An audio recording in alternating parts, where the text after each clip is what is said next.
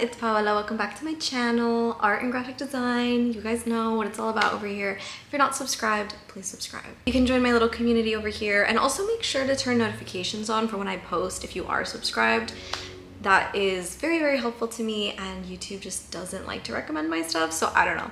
But please subscribe. For this video, I thought it would be really fun to talk about physical graphic design. So essentially I'm talking about physical elements that go into digital design. So we're going to be off the computer today and just working with our hands. Well, kind of. We might use the computer a bit. So what do I mean when I'm saying physical graphic design? Essentially I'm talking about objects and items that add to your design elements that aren't just like a photo. I'm not talking about just taking a photo of something and putting it behind your type or text or whatever. I'm actually talking about using objects to create the design. So for an example, I made a bubblegum typeface. I made a typeface out of chewed up bubblegum. I actually really love this part of graphic design because it usually has a lot to do with typography, which you guys know is like my thing, my passion, and I just think it's so fun to be able to bring in 3D kind of elements or just different physical elements than just plain text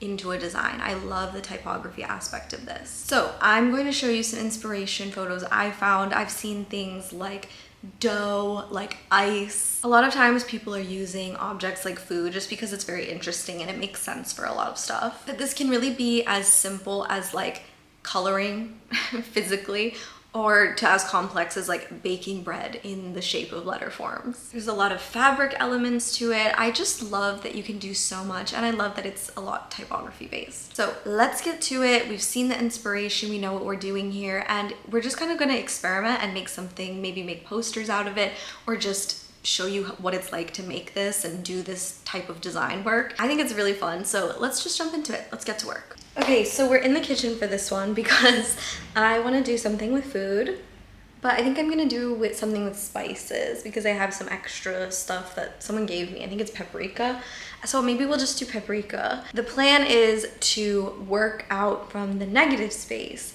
so I'm gonna kind of pour it and then create letter forms. So let's do that. I'm excited. Let me get this out. Look, I have this paprika. I don't think I'm really gonna use it, so this is perfect. I don't want to be like wasteful, obviously, but this is just something I've had sitting around for a while. It's probably not even good anymore because it was given to me.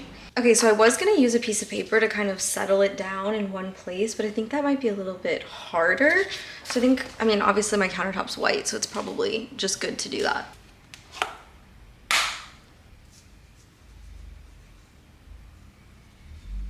We're just gonna work with a small space. I don't really know what I'm gonna need, but I got a chopstick and this spoon, so let's just start.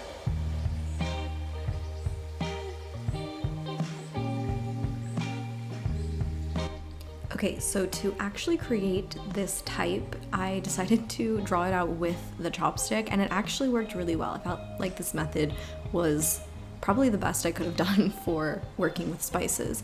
I felt like I just really went for it with the type, and I think my practice and my sketching in my typography work, which hopefully you guys have seen in other videos I've been doing, I think that's really been helping me because I felt so much more confident in what I wanted to do here. And I did the word yum because in the context of this project with the paprika, I think it works really well. I thought it was cute. But anyway, back to what I was saying about the lettering, it just happened really fluidly, and practice really does make perfect. So I've definitely learned my lesson here. I'm definitely improving, and I'm loving how I'm doing my custom lettering, and this is how it turned out.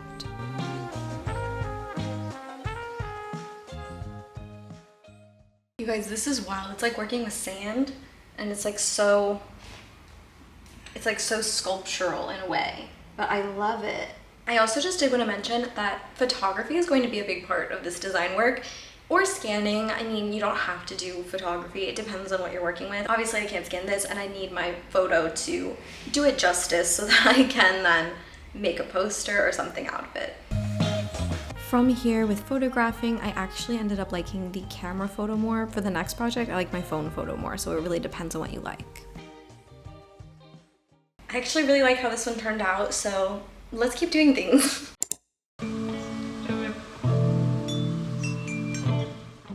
Okay, so the spices actually turned out way better than I expected, and I'm really excited to see these final products. We're just having fun like experimenting and having fun. So my next one I want to do is soft sculpture. I'm going to create some letters out of some fabric and stuff them.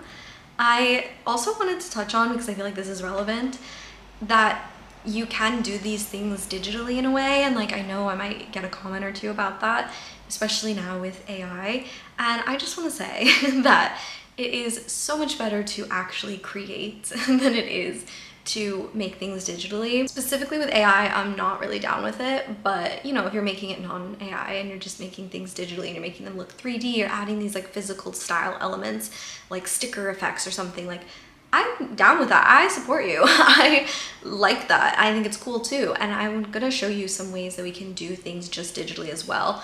But with AI, like we're not going to be making fabric letters with AI and putting them on our designs. I'm just not into that at all. And I think it's a lost art to do things with your hands, especially as graphic designers. I think it's so important to still continue doing things with your hands and trying things that are different and outside of the realm of digital. But anyway, I just really love this aspect of design because you can do so much. You can do so much with fabric especially, which is like totally my thing. So much with typography, like I said, like embroidery, sewing, fabric, just even like laying out ribbon. Like there's so much cool stuff you can do, and just have fun with it.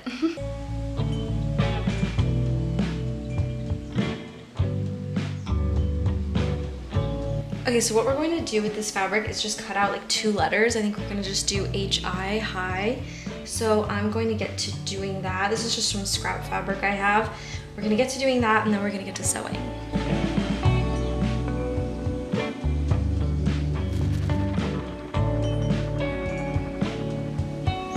I'm so rusty at this. I might need to come back after lunch.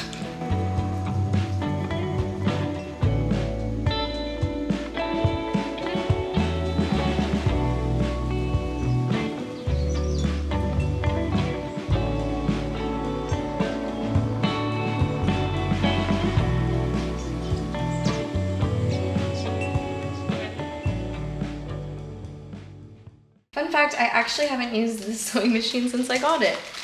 Sorry if you can't see me, I'm gonna switch around in a second. But I got this sewing machine because it was on like a super sale, and I need a sewing machine in general because I love sewing.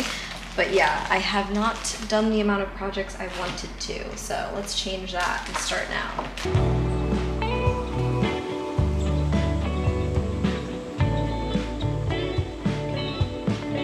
I kind of messed up, but it's okay. I just ripped some of the threads. I just did. Because I needed to turn it inside out, but it's a weird shape. It's an H, so. Oh, look how weird that looks. I love it.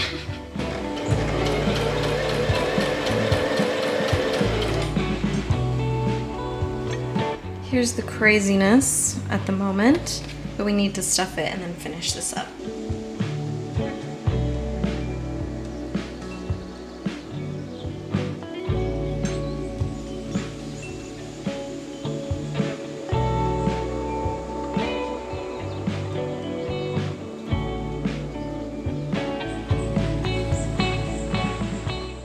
Okay, here's the issue. I've officially been at this for way too long, but I'm going to now take everything into the computer and show you a bit of digital ways to implement these physical design practices. So let's do that now.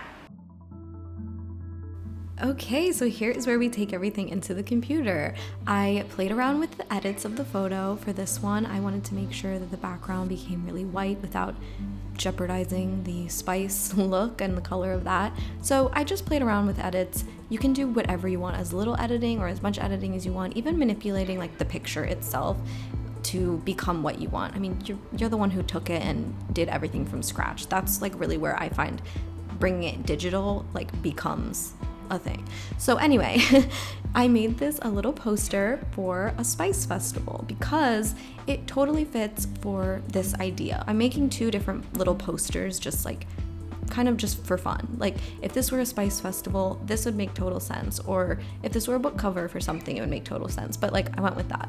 And I just played around with the type and the spacing. I'm very rusty with my poster design, but I actually really like how it turned out. So hopefully you guys do too. What's important here and what I want to emphasize is that the style that you decide to do, the project you decide to do that's physical, really should make sense within the context of what you're designing. So it shouldn't just be spices for the sake of spices. It should have been spices because it meant something for the design. So definitely pick your design the correct way. So for this one, I had two different options with the black background and the white background. I ended up liking the white background. I just kept it a bit gray and kind of just let it be in its own space for this one. So for this one, I thought for the context, it could be something like craft art. It could be something like a magazine, but I'm thinking more poster design here. I'm using the typeface Bookmania because every time I use it, you guys love it. And so I thought I would show it to you and all the glyphs I love about it. Just, you can really make it your own, make this typeface your own. Check it out, it's on Adobe fonts. But yeah, I love this type and I just thought it could work really well with this and just be very cute, very like silly almost with the stuffed crazy high. Like I just think this works perfectly, but like I said, it matters the context.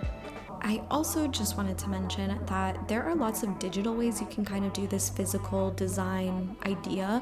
Things like plastic, things like ripped paper, textures. I have this one linked below. I found it online.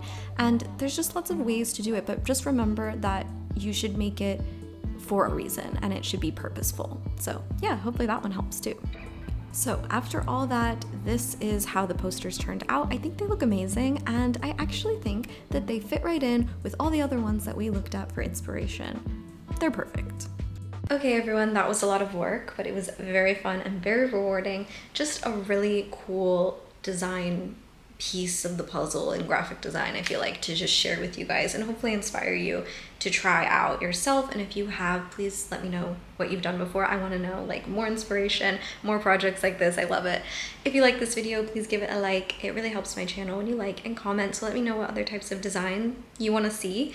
And I'm pretty sure someone requested this one and I was like, yes, writing that down now.